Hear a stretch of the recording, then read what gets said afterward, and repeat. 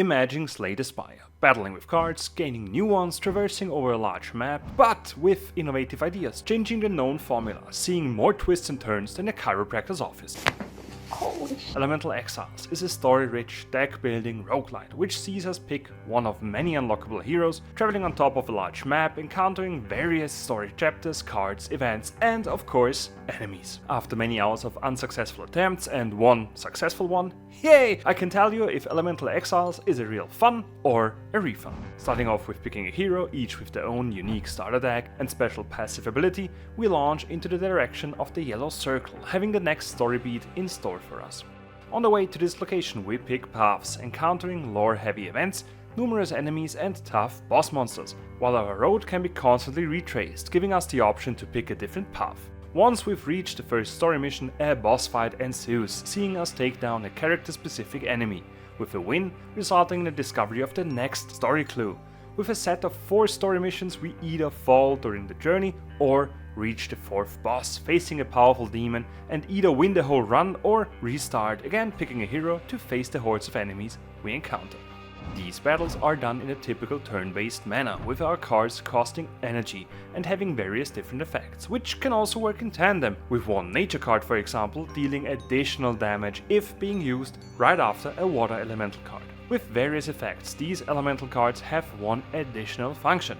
In Elemental Exiles, each enemy uses one or multiple elemental skills, with a fire imp using, you guessed it, fire spells. To avoid incoming damage, we can use our cards to put up armor, negating the damage. However, if we try to block a fire attack with a nature shield, the incoming damage towards the shield is doubled, while a water shield will halve that amount. This sees us cleverly choose not only the setup of our decks, but also the way we play the cards.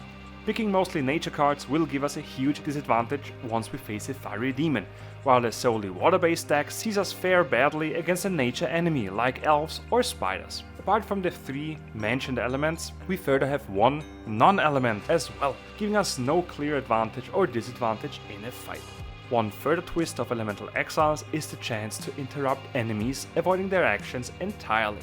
This sees a counter going down with every landed hit, while some cards can further profit from interrupting an enemy, like the Sapping Strike, leaving a poison debuff if it stops the enemy in their tracks. The third change of the formula of deck-building roguelikes is the life counter of each card. Every card in Elemental Exiles has a certain amount of uses before being destroyed for good, leaving our deck one card down. Therefore, we are reliant on a constant refilling of our deck and restock it with cards we obtain after each finished battle. This simple limitation of using the cards often sees us contemplate whether or not we should use one card to win a fight or delay the turn, saving that card's life counter for a later stage of our run.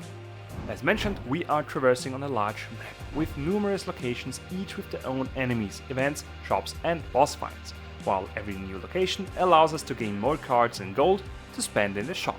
Furthermore, we can also encounter boss battles, which can unlock new heroes to play, enticing exploration and giving us more reason to pick different unknown paths compared to the already cleared ones. However, this exploration comes with a drawback, since the longer we take to finish the story, the higher the danger level goes, powering up our enemies, giving us a hard time to finish a run successfully.